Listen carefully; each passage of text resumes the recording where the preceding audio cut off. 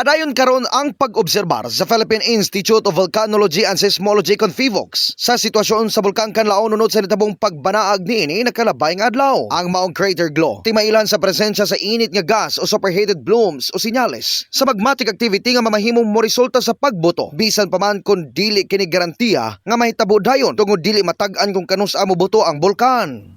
Yung crater glow po or banaag po are most likely maiinit po na gases na iniinit po ng Kanlaon. If nakikita po natin ito sa camera, tinatawag po natin ito superheated bloom. Pero pag nakikita naman po natin ito sa naked eye, ito po ay tinatawag natin crater glow or banaag. Kung i-compare po natin ito sa mayon, ito po ay precursor nila na isang magmatic activity. It means po na it can be a basis po for other magmatic activity but hindi po to siya guarantee na magkakaroon po tayo ng explosive eruption.